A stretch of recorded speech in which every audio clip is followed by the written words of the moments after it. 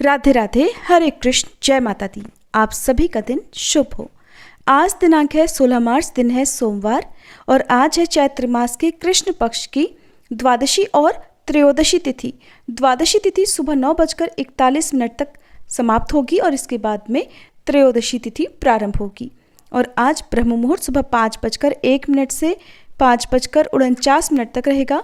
सूर्योदय होगा सुबह 6:38 पर, सूर्यास्त होगा शाम 6:32 पर। राहु काल सुबह 7:30 से 9 बजे तक रहेगा।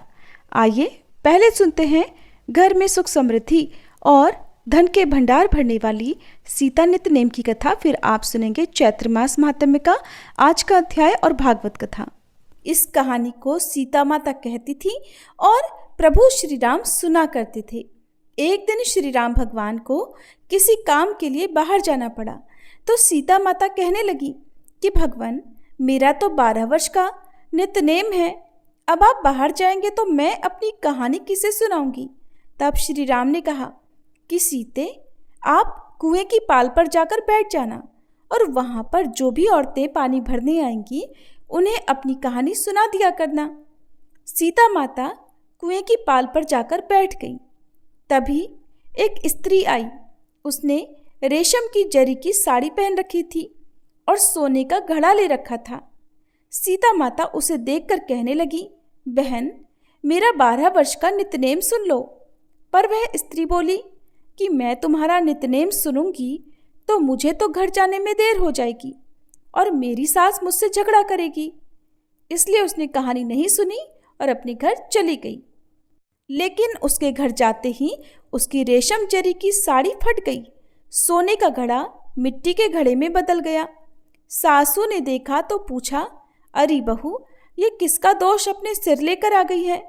बहू बोली, माँ जी, कुएं पर एक औरत बैठी थी। उसने अपनी कहानी सुनने के लिए कहा, लेकिन मैंने नहीं सुनी। शायद उसी का ये फल मुझे मिला है।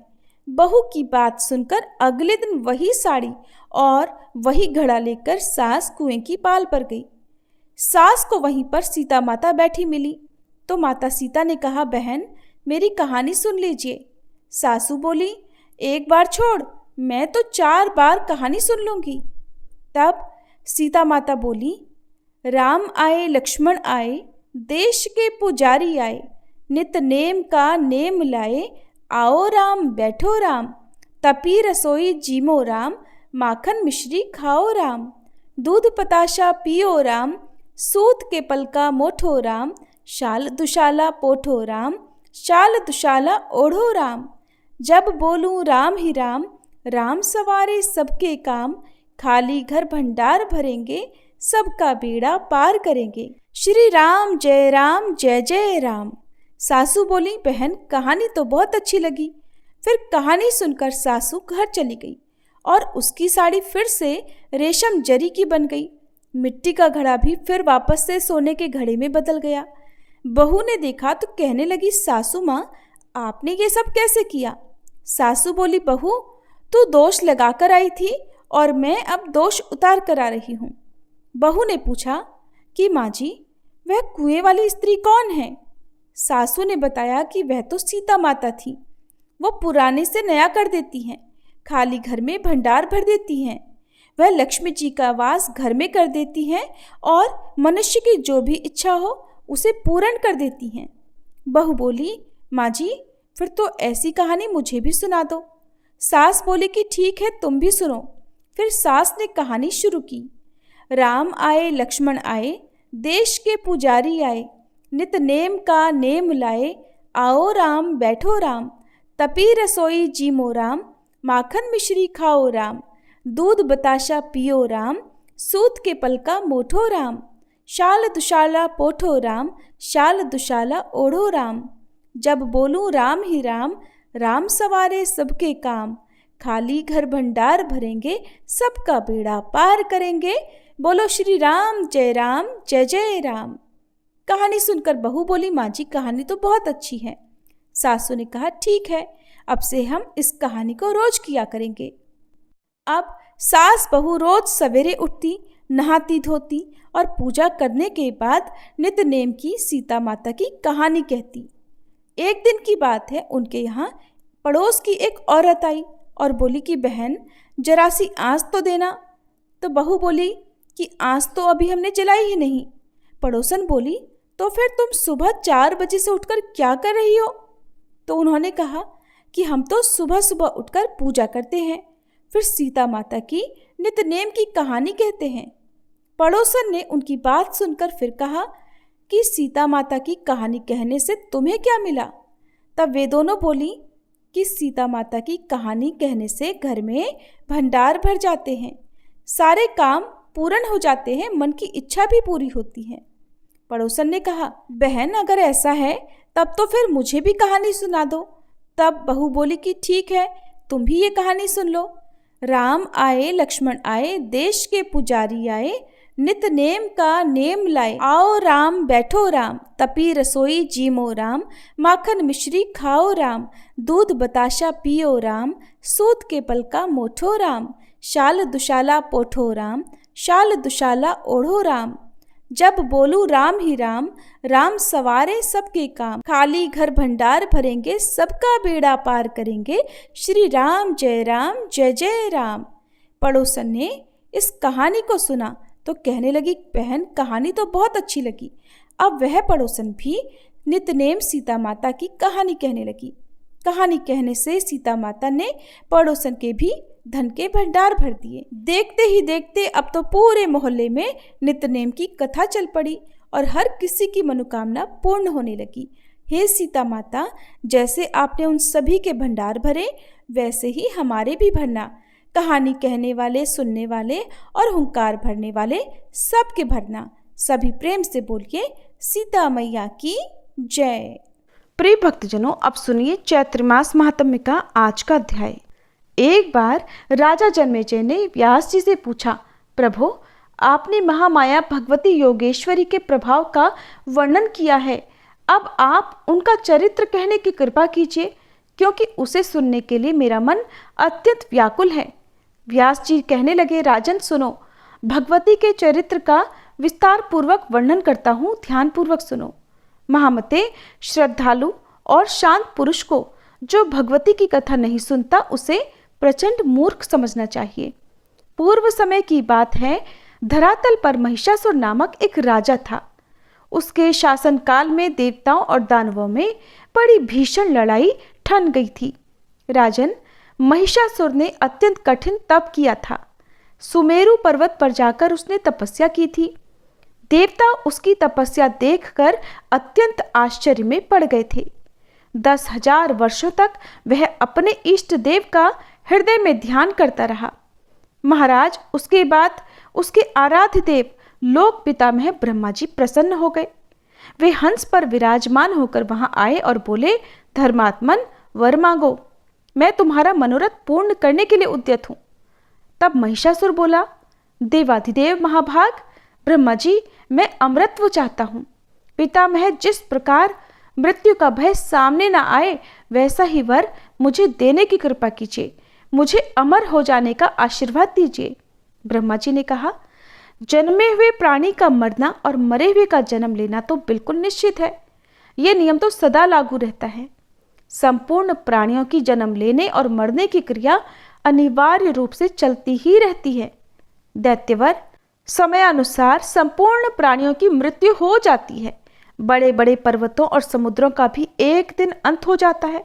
इसलिए राजन, एक मृत्यु के विषय को छोड़कर दूसरा जो कुछ भी तुम्हारे मन में हो वह वर मांग लो।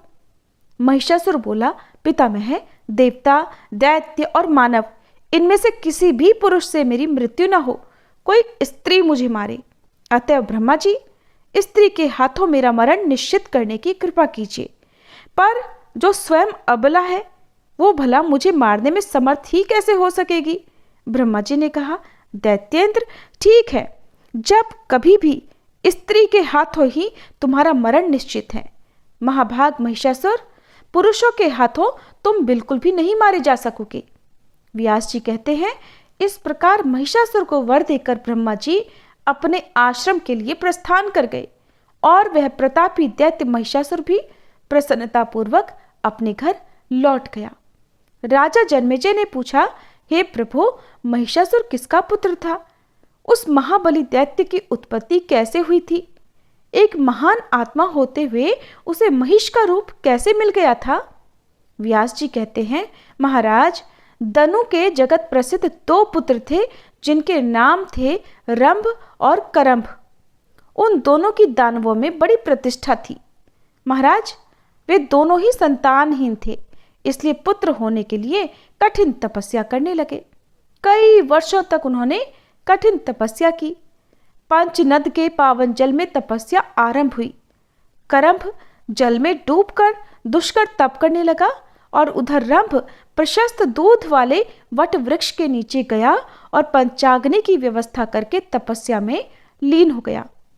जब रंभ पंचाग्नि तापता हुआ साधन में तत्पर हो गया, तब उन दैत्यों की स्थिति का पता लगने पर शचीपति इंद्र महान दुखी हो गए। वे स्वयं पंचनद पहुंचे। एक ग्रह का वेश धारण करके उन्होंने जल में प्रवेश किया तथा तपस्या करते हुए करंभ के पैर पकड़ लिए। उनके इस प्रयास से दुराचारी करंभ की जीवन लीला समाप्त हो गई। इधर अपने भाई का मरण सुनकर रंभ के तो क्रोध की कोई सीमा ही नहीं रही। उसके मन में ऐसी इच्छा उत्पन्न हुई कि अपना मस्तक में काटकर अग्नि को भेंट कर दूं। अतः उसने सहसा बाएं हाथ से अपने सिर की चोटी पकड़ी और दाहिने हाथ में तीखी तलवार लेकर अपने मस्तक को अपने ही हाथों धड़ से अलग कर देना चाहा। इतने में ही उसे समझाने के लिए अग्निदेव प्रकट हो गए।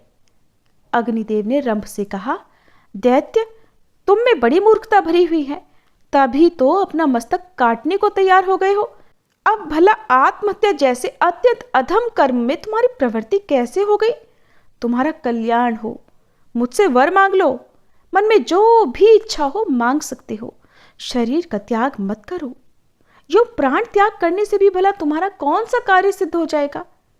व्यास जी कहते हैं, अग्निदेव की वाणी बड़ी सरस थी। उसे सुनकर रंभ ने अपनी चोटी छोड़ दी और कहा, देवेश, यदि आप प्रसन्न हैं तो मुझे अभीष्ट वर देने की कृपा कीजिए। मैं त्रिलोकी पर विजय पाने वाला पुत्र चाहता हूं। मुझे ऐसा पुत्र चाहिए जिसके प्रयास से शत्रु की सेना प्राणों से हाथ धो बैठे। देवता, दानव या मानव कोई भी किसी भी प्रकार उसे पराजित न कर सके। वह अपनी इच्छा के अनुसार रूप धारण कर सके, उसमें अपार शक्ति हो, सब लोग उसके चरणों में मस्तक झुकाएं। तब अग्निदेव ने रंभ से कहा, बहुत ठीक, तुम्हारी अभिलाषा पूर्ण होगी। महाभाग, तुम्हें वैसा ही पुत्र प्राप्त होगा। अब आत्महत्या का विचार छोड़ दो। महाभाग रंभ, जिस सुंदरी भार्या पर तुम्हारा मन डिग जाए, उसी के गर्भ से महान पराक्रमी पुत्र तुम्हें प्राप्त होगा। व्यास जी कहते हैं, अग्निदेव का वचन चित्त को आह्लादित कर देने वाला था। उनकी बातें सुनकर दैत्यवर रंभ ने चरणों में मस्तक झुका दिया और वह अपने स्थान की ओर चल दिया। रंभ का स्थान संपूर्ण समृद्धियों से संपन्न था। वहां अनेकों यक्ष मौजूद थे। पशु भावपन्न राक्षस तो था ही, काम भाव से एक महिषी पर यानी भैंस पर उस दानवराज की दृष्टि पड़ गई। उस समय वह भैंस भी जवानी के मद में चूर थी। रंभ उसी पर आसक्त हो गया।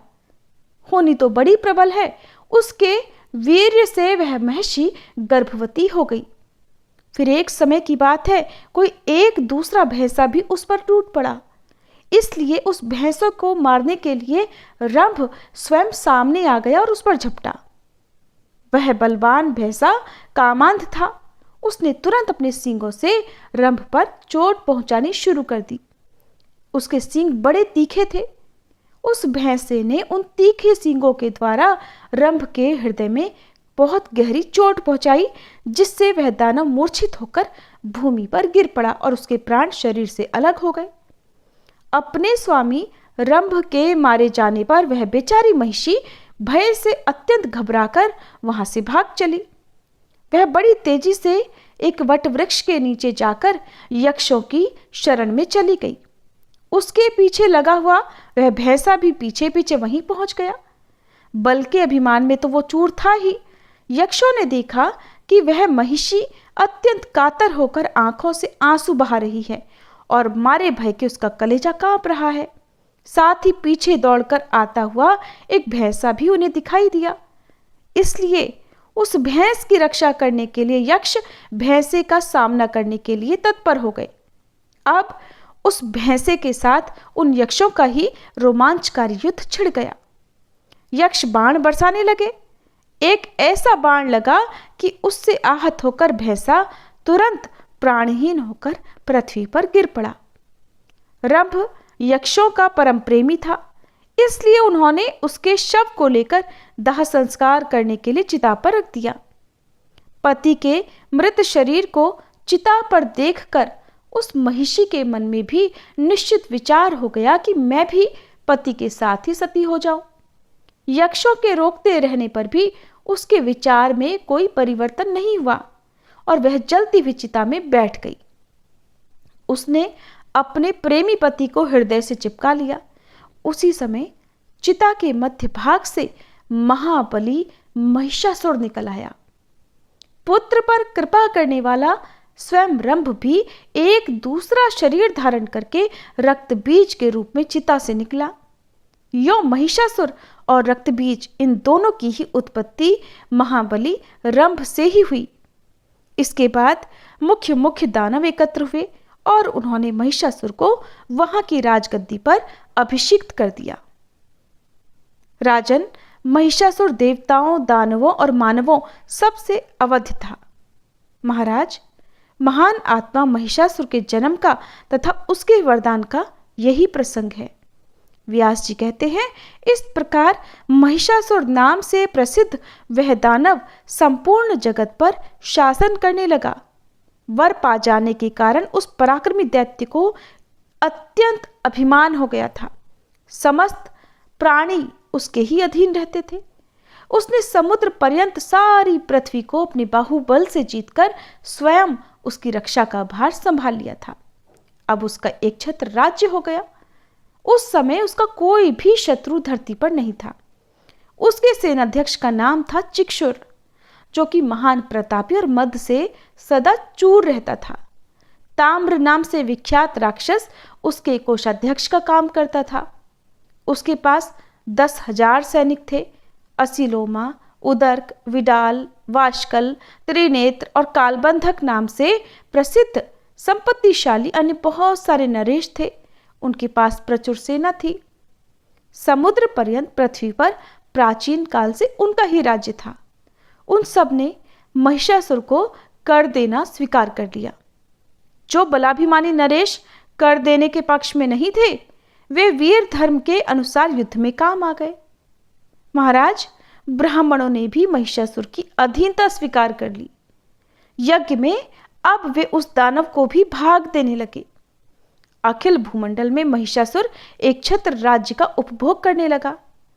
वरदान के अभिमान में चूर होकर उसने स्वर्ग पर विजय पाने का निश्चय किया। फिर तो उस दानवराज ने एक दूत को इंद्र के पास भी जाने की आज्ञा दे दी।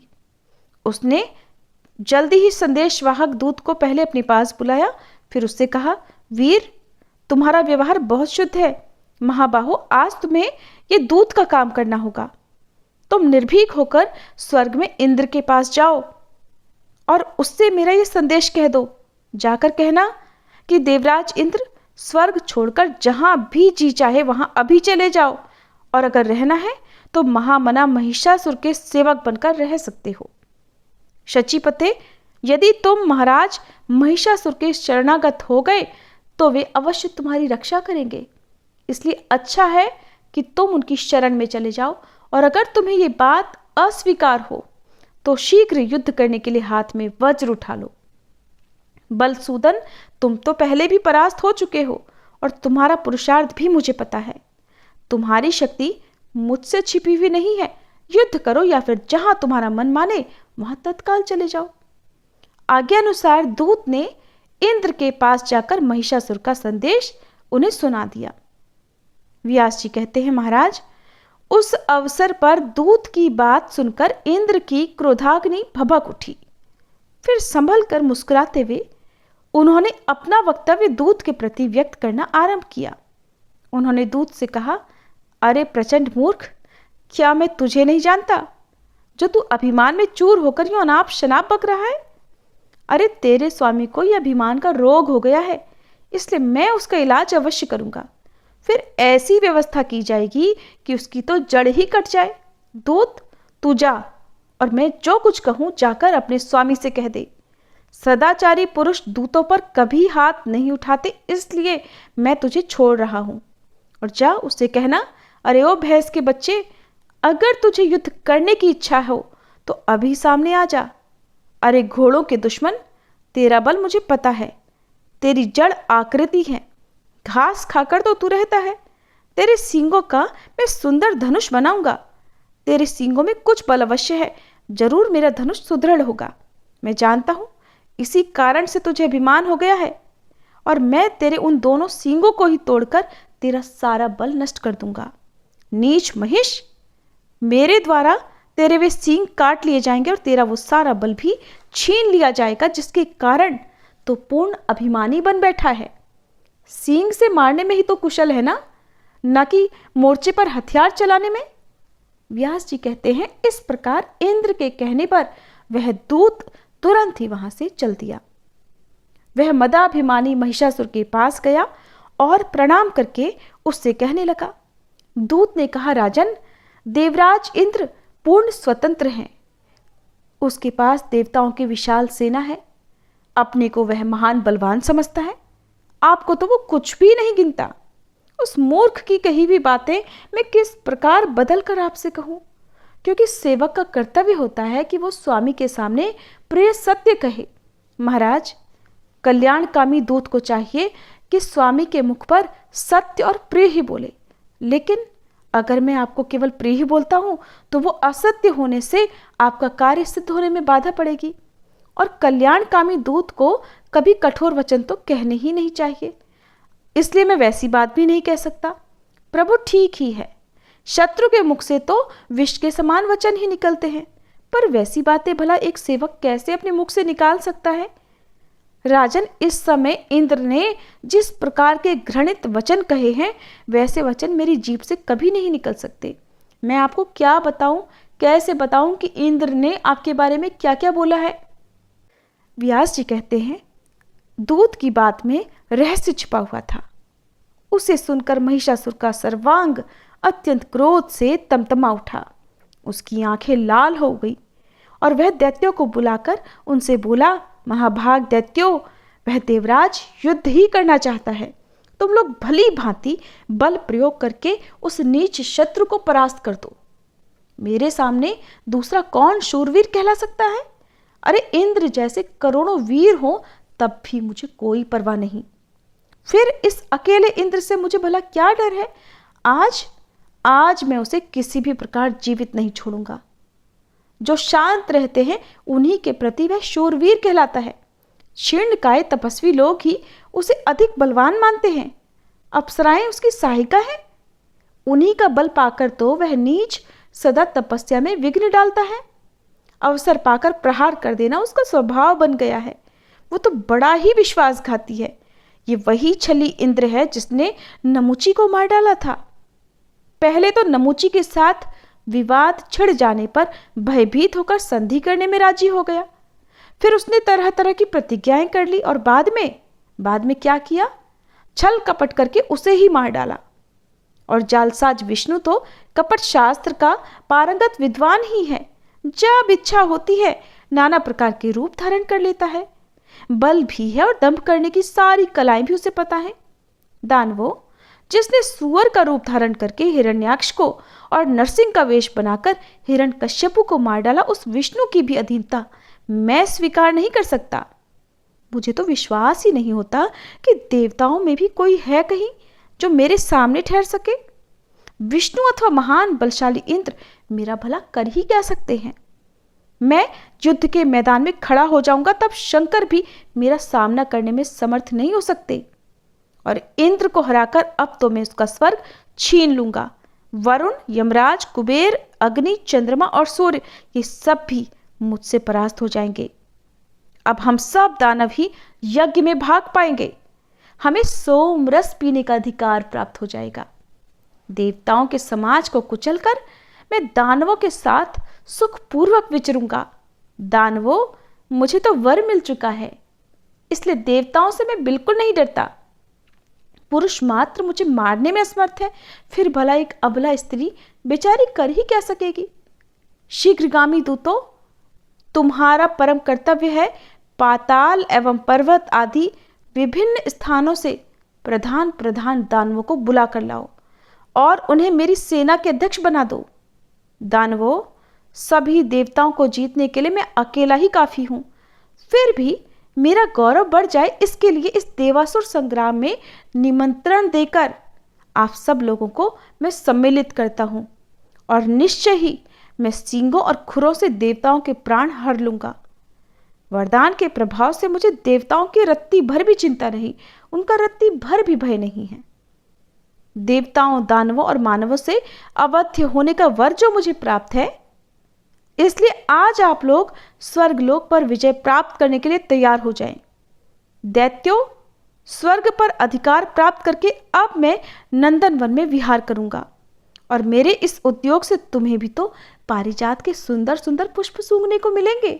अरे देवांगनाएं तुम्हारी सेवा करेंगी, कामधेनु गौ का दूध पीने को मिलेगा और अमृत पीकर तुम लोग भी आनंद का अनुभव करोगे। दिव्य गंधर्व नाच और गाकर तुम्हारे चित्त को आह्लादित करेंगे। उर्वशी, मेनका, रंभा, घृताची, तिलोत्तमा, महासेना, मिश्रकेशी, मदोत्कटा और विप्रचित्ती प्रभृति अप्सराएं नाचने और गाने में परम प्रवीण हैं। वे तो अनेक प्रकार की मदिराओं का सेवन करके तुम सब लोगों के चित्त को अत्यंत प्रसन्न करेंगी। इसलिए देवताओं के साथ संग्राम करने के लिए स्वर्गलोक में चलना सबको सम्मत हो तो आज ही सभी तैयार हो जाएं। पहले मांगलिक कृत्य कर लेने चाहिए। सबकी सुरक्षा के लिए अपने परम गुरु मुनिवर शुक्राचार्य जी को बुलाकर भली भांति उनका स्वागत करें और उन्हें यज्ञ में नियुक्त कर दें। व्यास जी कहते हैं, राजन, महिषासुर की बुद्धि तो सदा पाप कर्म में ही रत रहती थी।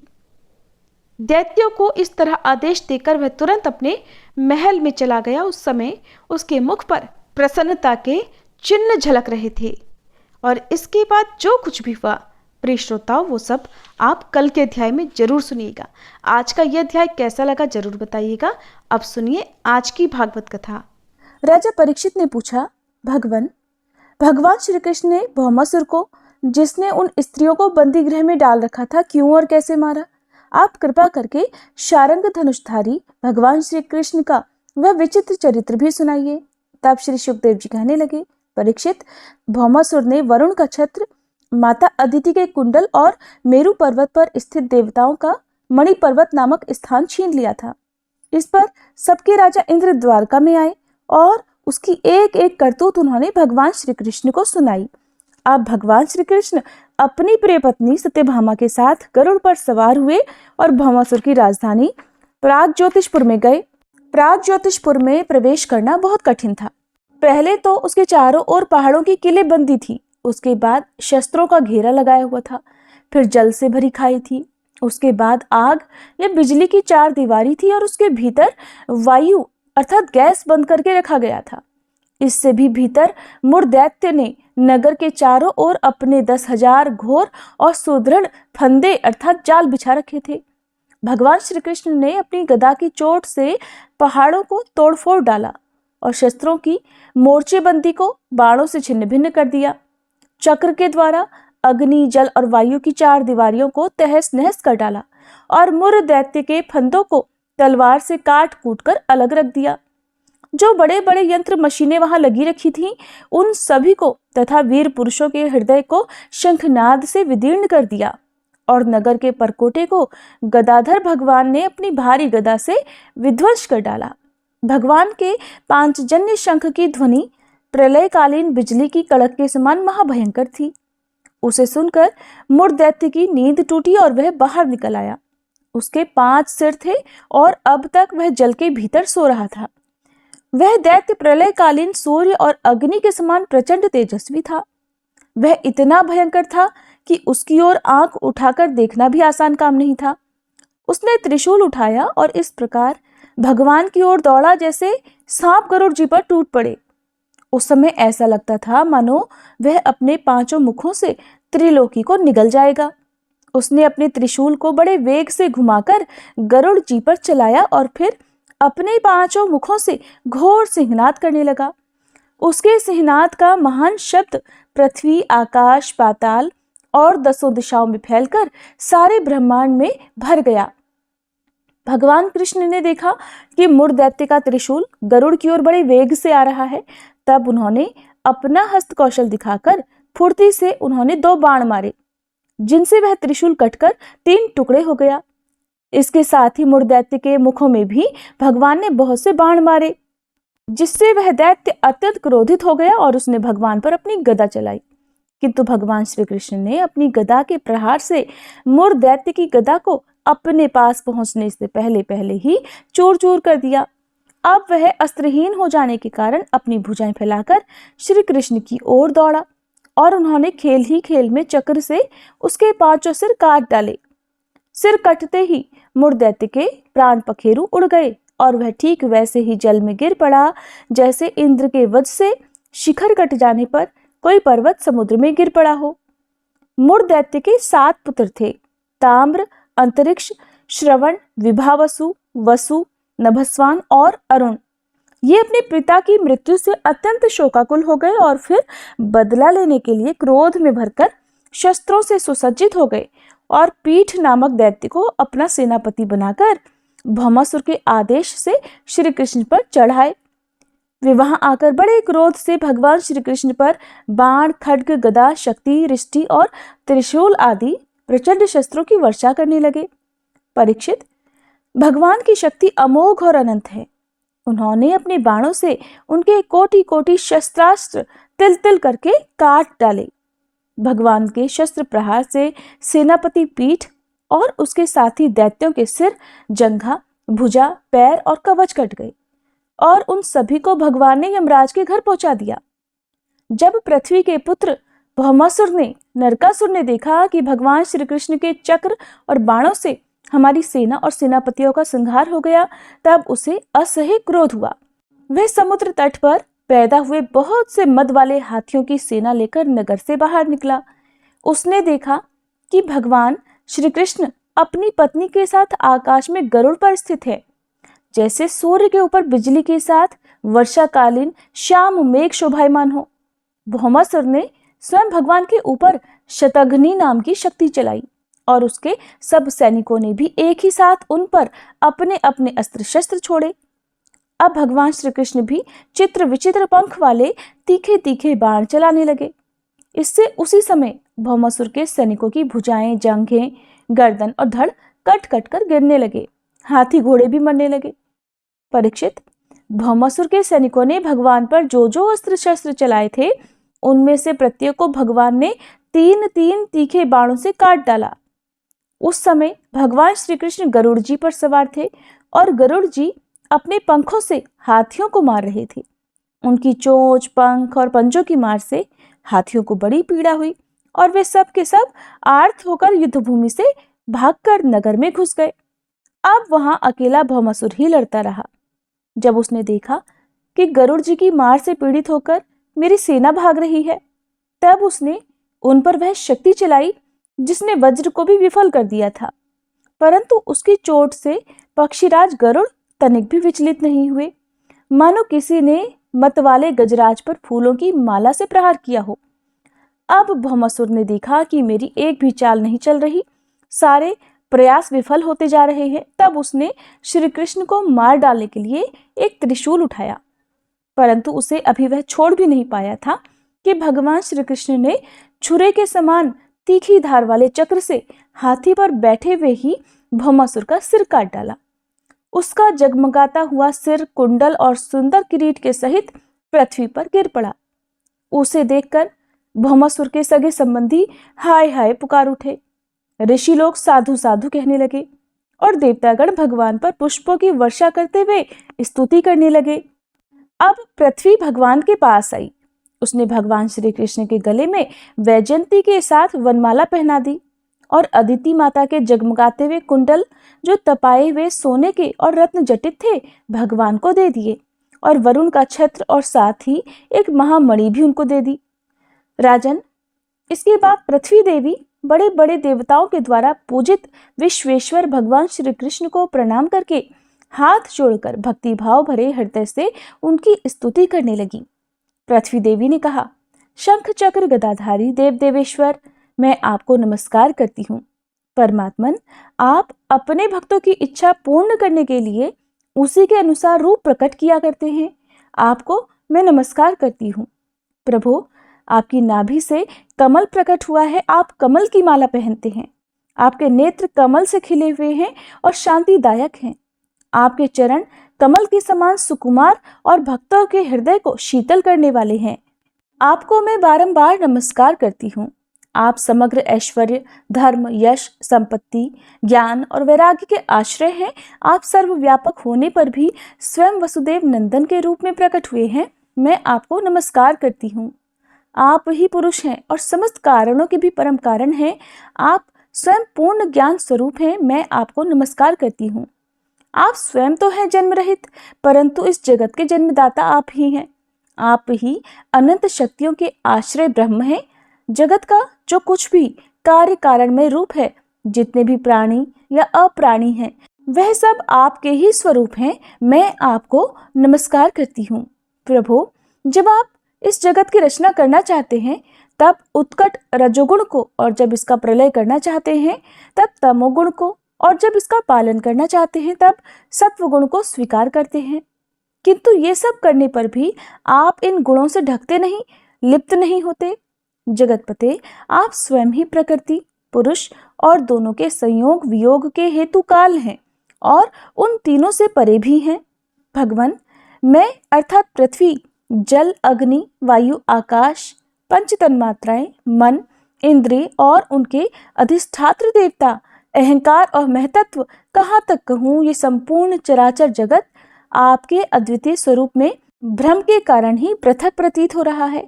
शरणागत भय भंजन प्रभु, मेरे पुत्र भौमासुर का ये पुत्र भगदत्त अत्यंत भयभीत हो रहा है। मैं इसे आपके चरण कमलों की शरण में ले आई हूँ।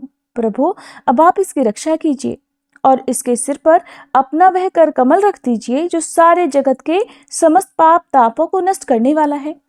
श्री सुखदेव जी कहते हैं, परीक्षित, जब पृथ्वी ने भक्तिभाव से विनम्र होकर इस प्रकार भगवान श्री कृष्ण की स्तुति प्रार्थना की, तब उन्होंने भगदत्त को अभयदान दिया और भौमासुर के समस्त संपत्तियों से संपन्न महल में प्रवेश किया।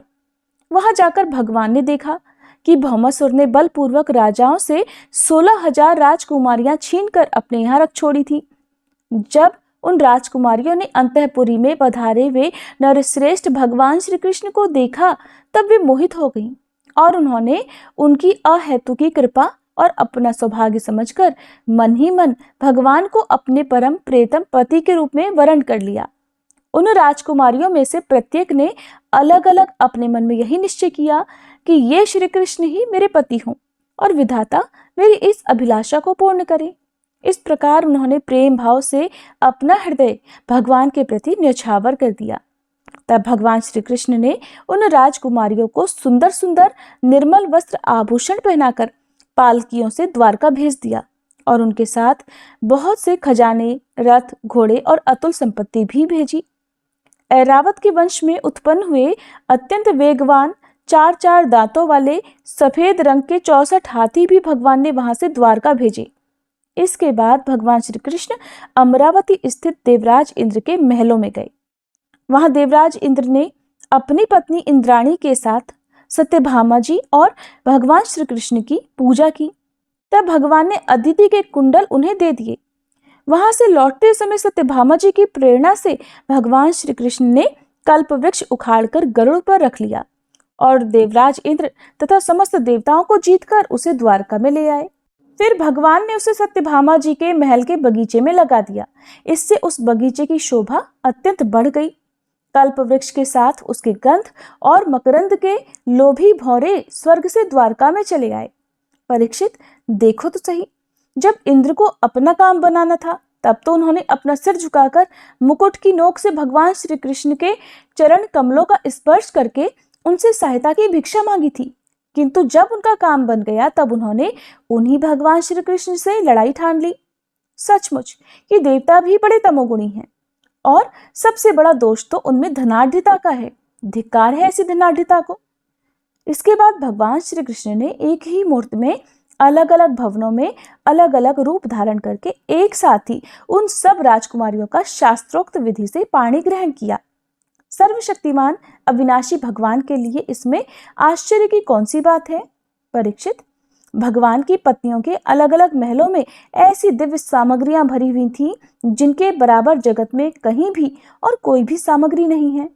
फिर अधिक की तो बात ही क्या है। उन महलों में रहकर मति गति के परे की लीला करने वाले अविनाशी भगवान श्री कृष्ण अपने आत्मानंद में मगन रहते हुए लक्ष्मी जी की अंश स्वरूपा उन पत्नियों के साथ ठीक वैसे ही विहार करते थे जैसे कोई साधारण मनुष्य घर गृहस्थी में रहकर गृहस्थ धर्म के अनुसार आचरण करता हो। परीक्षित, ब्रह्मा आदि बड़े बड़े देवता भी भगवान के वास्तविक स्वरूप को और उनकी प्राप्ति के मार्ग को नहीं जानते। उन्हीं रमारमण भगवान श्री कृष्ण को उन स्त्रियों ने पति के रूप में प्राप्त किया था। अब नित्य निरंतर उनके प्रेम और आनंद की अभिवृद्धि होती रहती और वे प्रेम भरी मुस्कुराहट, मधुर चितवन, नव समागम, प्रेमालाप और भाव बढ़ाने वाली लज्जा से युक्त होकर सब प्रकार से भगवान की सेवा करती रहती थी। उनमें से सभी पत्नियों के साथ सेवा करने के लिए सैकड़ों दासियां रहती। फिर भी जब उनके महल में भगवान पधारते तब वे स्वयं आगे जाकर आदर पूर्वक उन्हें लिवा लाती, श्रेष्ठ आसन पर बिठाती, उत्तम सामग्रियों से पूजा करती, चरण कमल पखाड़ती, पान लगाकर खिलाती, पांव दबाकर थकावट दूर करती, पंखा झलती, इत्र, फुलेल, चंदन आदि लगाती, फूलों के हार पहनाती, केश संवारती, सुलाती, स्नान कराती और अनेक प्रकार के भोजन कराकर अपने ही हाथों से भगवान की सेवा किया करती। श्री सुखदेव जी कहते हैं, परीक्षित, एक दिन समस्त जगत के परमपिता और ज्ञानदाता भगवान श्री कृष्ण रुक्मणी जी के पलंग पर आराम से बैठे हुए थे। भीष्मक नंदिनी श्री रुक्मणी जी सखियों के साथ अपने पतिदेव की सेवा कर रही थी। उन्हें पंखा चल रही थी। परीक्षित, जो सर्वशक्तिमान भगवान खेल खेल में ही इस जगत की रचना, रक्षा और प्रलय करते हैं, वही अजन्मा प्रभु अपनी बनाई हुई धर्म मर्यादाओं की रक्षा करने के लिए यदुवंशियों में अवतरित हुए हैं। रुक्मणी जी का महल बड़ा ही सुंदर था। उसमें ऐसे ऐसे चंदोवे तने हुए थे जिनमें मोतियों की लड़ियों की झालरें लटक रही थी। मणियों के दीपक जगमगा रहे थे। बेला चमेली के फूल और हार महक रहे थे। फूलों पर झुंड के झुंड भौरे गुंजार कर रहे थे। सुंदर सुंदर झरोखों की जालियों में से चंद्रमा की शुभ्र किरणें महल के अंदर छिटक रही थी। बगीचे में पारिजात के उपवन की सुगंध लेकर मंद मंद शीतल वायु चल रही थी। झरोखों की जालियों में से अगर के धूप का धुआं बाहर निकल रहा था। ऐसे महल में दूध के फेन के समान कोमल और उज्जवल बिछौनों से युक्त सुंदर पलंग पर भगवान श्री कृष्ण बड़े आनंद से विराजमान थे और रुक्मणी जी त्रिलोकी के स्वामी को पति रूप में प्राप्त करके उनकी सेवा कर रही थी। रुक्मणी जी ने अपनी सखी के हाथ से वह चंवर ले लिया जिसमें रत्नों की डांडी लगी हुई थी और परम रूपवती लक्ष्मी रूपिणी देवी रुक्मणी जी उसे डुला डुला कर भगवान की सेवा करने लगी। उनके कर कमलों में जड़ाऊ अंगूठियां, कंगन और चंवर शोभा पा रहे थे। चरणों में मणिजटित पायजेब रुंझुन रुंझुन कर रहे थे। रुक्मणी जी की घुंघराली अलकें, कानों के कुंडल और गले के स्वर्णहार अत्यंत विलक्षण थे। उनके मुखचंद्र से मुस्कुराहट की अमृत वर्षा हो रही थी। ये रुक्मणी जी अलौकिक रूप लावण्यवती लक्ष्मी जी ही तो हैं। उन्होंने जब देखा कि भगवान ने लीला के लिए मनुष्यों का सा शरीर ग्रहण किया है तब उन्होंने भी उनके अनुरूप रूप प्रकट कर दिया। भगवान श्री कृष्ण ये देखकर बहुत प्रसन्न हुए कि रुक्मणी जी मेरे परायण हैं, मेरी अनन्य प्रेयसी हैं। तब उन्होंने बड़े प्रेम से मुस्कुराते हुए उनसे कहा, राजकुमारी, बड़े बड़े नरपति जिनके पास लोकपालों के समान ऐश्वर्य और संपत्ति है, जो बड़े महानुभाव और श्रीमान हैं तथा सुंदरता, उदारता और बल में भी बहुत आगे बढ़े हुए हैं, तुमसे विवाह करना चाहते हैं। तुम्हारे पिता और भाई भी उन्हीं के साथ तुम्हारा विवाह करना चाहते थे। यहाँ तक कि उन्होंने वाग्दान भी कर दिया था। शिशुपाल आदि बड़े बड़े वीरों को जो कामोन्मत्त होकर तुम्हारे याचक बन रहे थे, तुमने छोड़ दिया और मेरे जैसे व्यक्ति को जो किसी प्रकार तुम्हारे समान नहीं है अपना पति स्वीकार किया। ऐसा तुमने क्यों किया? सुंदरी, देखो, हम जरासंध आदि राजाओं से डरकर समुद्र की शरण में आ बसे हैं। बड़े बड़े बलवानों से हमने वैर बांध रखा है और प्रायः राज सिंहासन के अधिकार से भी हम वंचित ही हैं। सुंदरी, हम किस मार्ग के अनुयायी हैं, हमारा कौन सा मार्ग है, ये भी लोगों को अच्छी तरह मालूम नहीं। हम लोग लौकिक व्यवहार का भी ठीक ठाक पालन नहीं करते, अनुनय विनय के द्वारा स्त्रियों को रिझाते भी नहीं। जो स्त्रियां हमारे जैसे पुरुषों का अनुसरण करती हैं, उन्हें प्रायः क्लेश ही क्लेश भोगना पड़ता है। सुंदरी, हम तो सदा के अकिंचन हैं, न तो हमारे पास कुछ था और न रहेगा। ऐसे ही अकिंचन लोगों से हम प्रेम भी करते हैं और वे लोग भी हमसे प्रेम किया करते हैं। यही कारण है कि अपने को धनी समझने वाले लोग प्रायः हमसे प्रेम नहीं करते, हमारी सेवा नहीं करते। जिनका धन, कुल, ऐश्वर्य, सौहार्द और आय अपनी समान होती है, उन्हीं से विवाह और मित्रता का संबंध करना चाहिए। जो अपने से श्रेष्ठ या अधम हो, उनसे नहीं करना चाहिए। विदर्भ राजकुमारी, तुमने अपनी अदूरदर्शिता के कारण इन बातों का विचार नहीं किया और बिना जाने बूझे भिक्षुकों से मेरी झूठी प्रशंसा सुनकर मुझ गुणहीन को वरण कर लिया। अब भी कुछ बिगड़ा नहीं है। तुम अपने अनुरूप किसी श्रेष्ठ क्षत्रिय को वरण कर लो, जिसके द्वारा तुम्हारी इहलोक और परलोक की सारी आशा अभिलाषाएं पूरी हो सके। सुंदरी, तुम जानती ही हो कि शिशुपाल, शाल्व, जरासंध, दंतवक्त्र आदि नरपति और तुम्हारा बड़ा भाई रुक्मी सभी मुझसे द्वेष करते थे। कल्याणी, वे सब बल पौरुष के मद से अंधे हो रहे थे, अपने सामने किसी को कुछ नहीं गिनते थे। उन दुष्टों का मान मर्दन करने के लिए ही मैंने तुम्हारा हरण किया था और कोई कारण नहीं था। निश्चय ही हम उदासीन हैं। हम स्त्री, संतान और धन के लोलुप नहीं हैं। निष्क्रिय और देह गेह से संबंध रहित दीप शिखा के समान साक्षी मात्र हैं। हम अपने आत्मा के साक्षात्कार से ही पूर्ण काम हैं, कृतकृत्य हैं। श्री सुखदेव जी कहते हैं, परीक्षित, भगवान श्री कृष्ण के क्षण भर के लिए भी अलग न होने के कारण रुक्मणी जी को यह अभिमान हो गया था कि मैं इनकी सबसे अधिक प्यारी हूँ।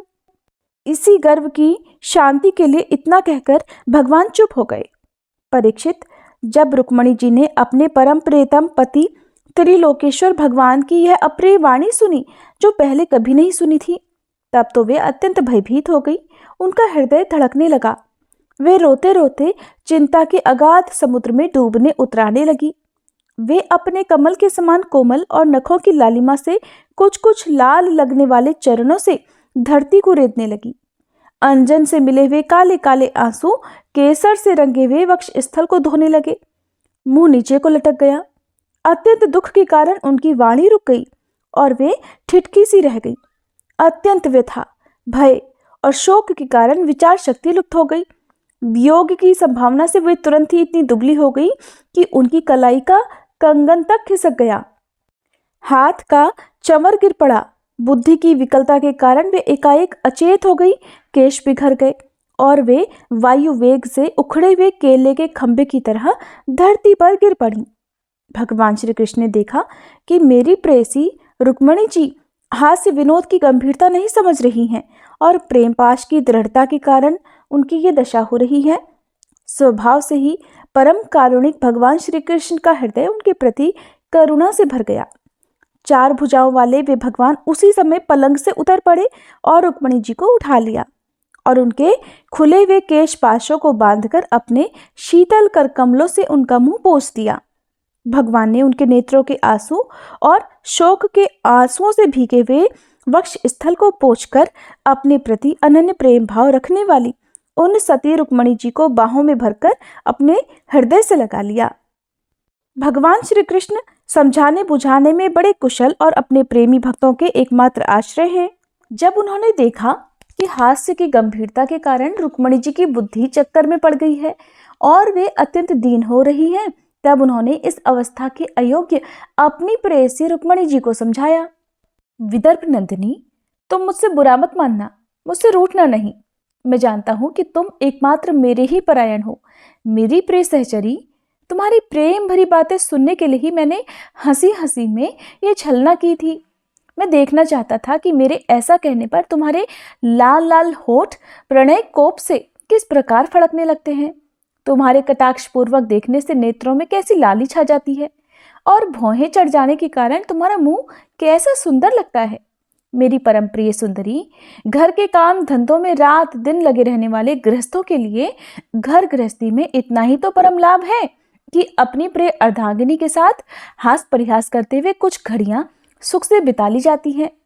श्री सुखदेव जी कहते हैं, राजन, जब भगवान श्री कृष्ण ने अपनी प्राण प्रिया को इस प्रकार समझाया बुझाया तब उन्हें इस बात का विश्वास हो गया था कि मेरे प्रीतम ने केवल परिहास में ही ऐसा कहा है।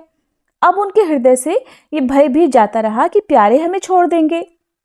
परीक्षित, अब वे सलज्ज हास्य और प्रेम पूर्ण मधुर चितवन से पुरुभूषण भगवान श्री कृष्ण का मुखारविंद निरखती हुई उनसे कहने लगी, कमल नयन, आपका ये कहना ठीक है कि ऐश्वर्य आदि समस्त गुणों से युक्त अनंत भगवान के अनुरूप मैं नहीं हूं।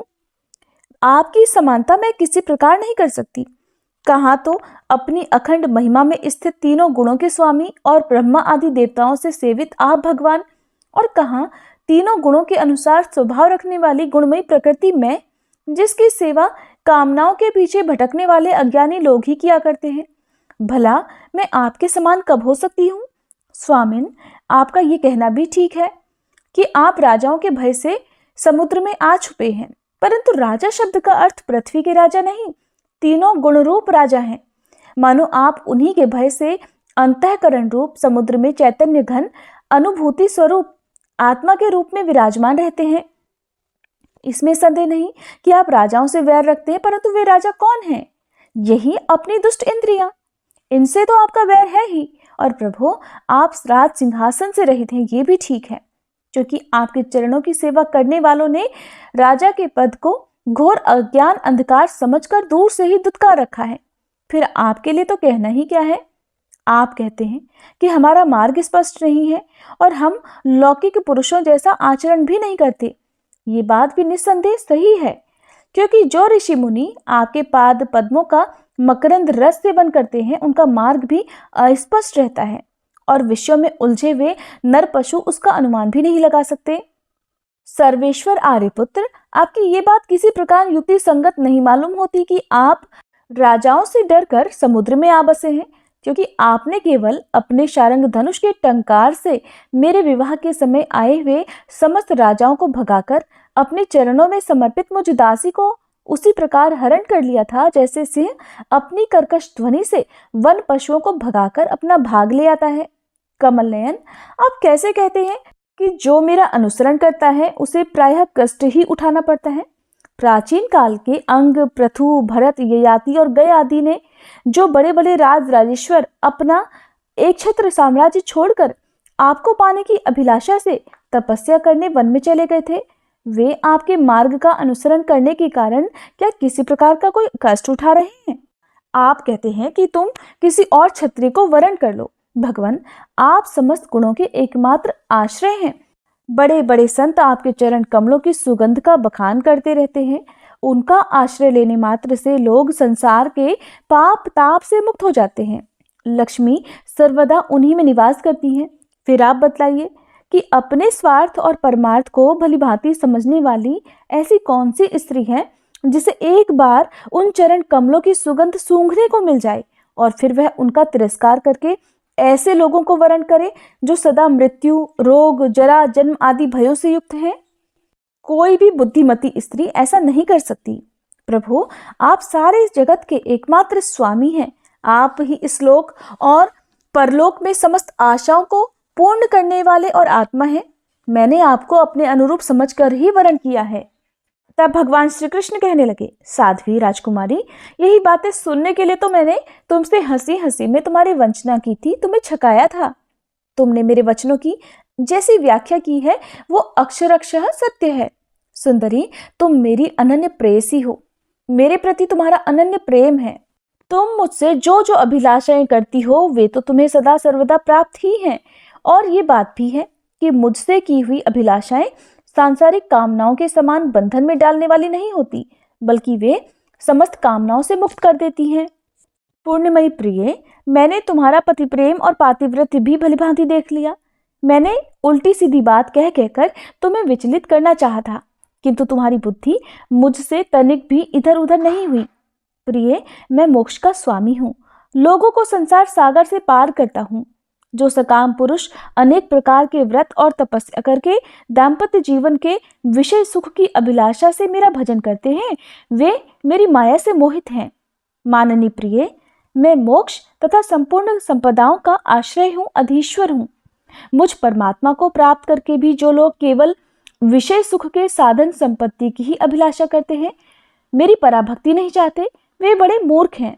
क्योंकि विषय सुख तो नरक में और नरक के ही समान सूकर कुकर आदि योनियों में भी प्राप्त हो सकते हैं, परंतु उन लोगों का मन तो विषयों में ही लगा रहता है, इसलिए उन्हें नरक में जाना भी अच्छा लगता है।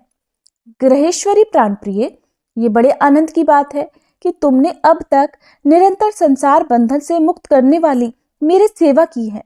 दुष्ट पुरुष ऐसा कभी नहीं कर सकते। जिन स्त्रियों का चित्त दूषित कामनाओं से भरा हुआ है और जो अपनी इंद्रियों की तृप्ति में ही लगी रहने के कारण अनेकों प्रकार के छल छंद रचती रहती हैं, उनके लिए तो ऐसा करना और भी कठिन है। माननी, मुझे अपने घर भर में तुम्हारे समान प्रेम करने वाली पत्नी और कोई दिखाई नहीं देती, क्योंकि जिस समय तुमने मुझे देखा भी नहीं था, केवल मेरी प्रशंसा सुनी थी, उस समय भी अपने विवाह में आए हुए राजाओं की उपेक्षा करके ब्राह्मण के द्वारा मेरे पास गुप्त संदेश भिजवाया था। तुम्हारा हरण करते समय मैंने तुम्हारे भाई को युद्ध में जीतकर उसे विरूप कर दिया था, और अनिरुद्ध के विवाहोत्सव में चौसर खेलते समय बलराम जी ने तो उसे मार ही डाला, किंतु हमसे वियोग हो जाने की आशंका से तुमने चुपचाप वह सारा दुख सह लिया, मुझसे एक बार भी बात नहीं की। तुम्हारे इस गुण से मैं तुम्हारे वश में हो गया हूँ। तुमने मेरी प्राप्ति के लिए दूत के द्वारा अपना गुप्त संदेश भेजा था, परंतु जब तुमने मेरे पहुंचने में कुछ देरी होते देखी, तब तुम्हें यह सारा संसार सोना दिखने लगा।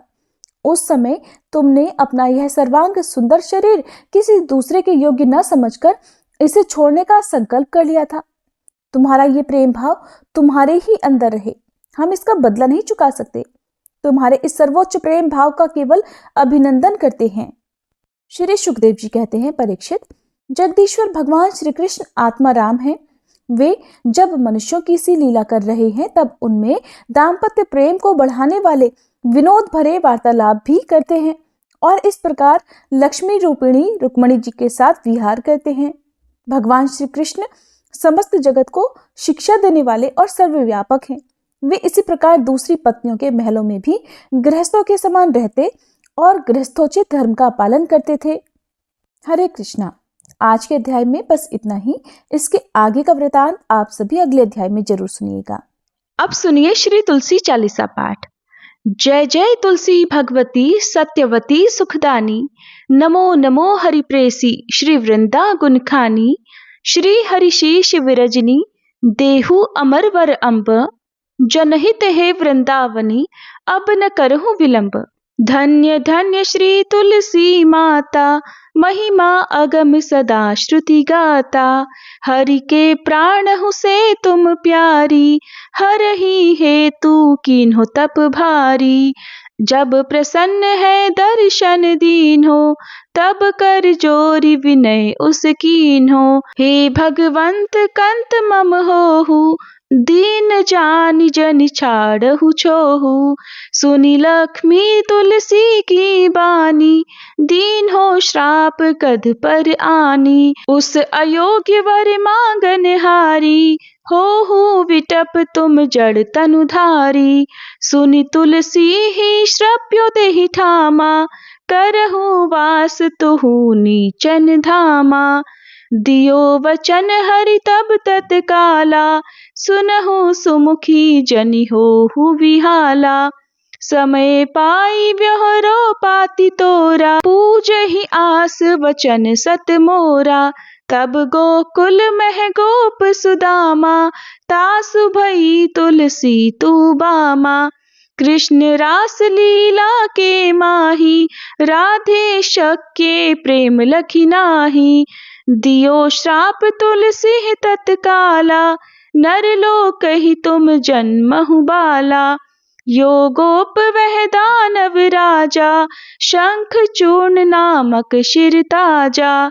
तुलसी भई तासु की नारी, परम सती गुण रूप अगारी।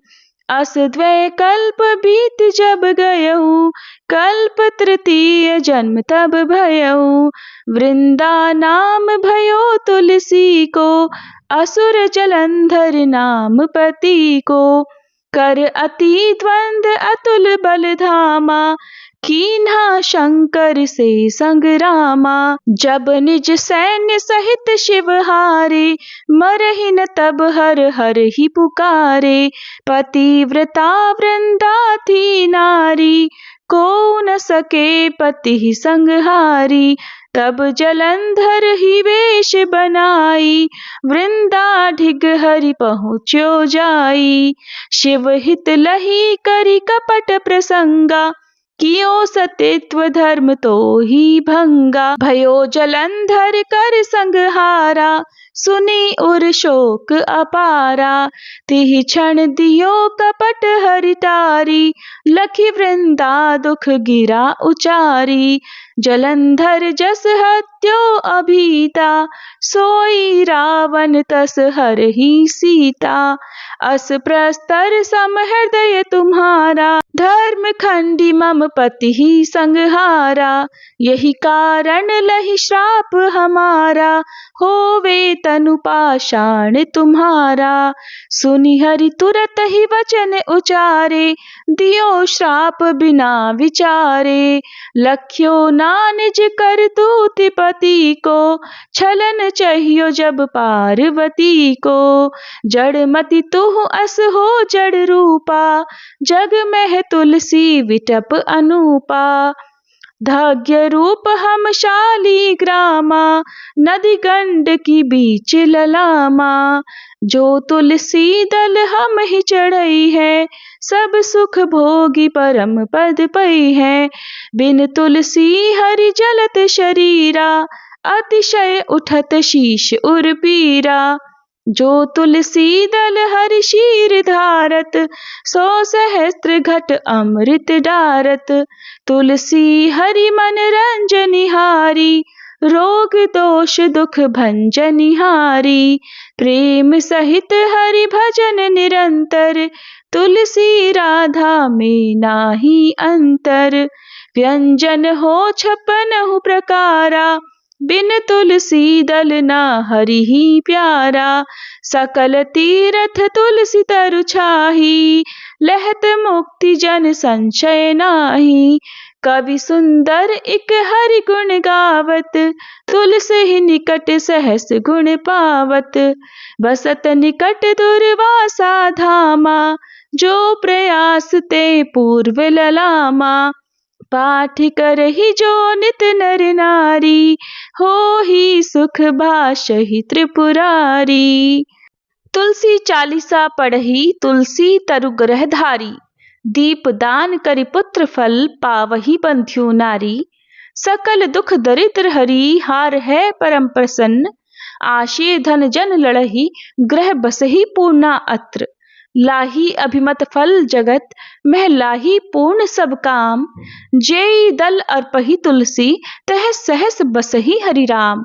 तुलसी महिमा नाम लख, तुलसी सुत सुख राम। मानस 40 रच्यो, जग में तुलसीदास। तुलसी महारानी की जय। श्री हरि विष्णु भगवान की जय। तुलसी महारानी नमो नमो, हरि की पटरानी नमो नमो। धन तुलसी पूरण तप कीनो, धन तुलसी पूरण तप कीनो। शालिग्राम बनी पटरानी नमो नमो, तुलसी महारानी नमो नमो। जाके पत्र मंजरी कोमल, जाके पत्र मंजरी कोमल। श्रीपति कमल चरण लपटानी नमो नमो, तुलसी महारानी नमो नमो। धूप दीप नैवेद्य आरती, धूप दीप नैवेद्य आरती।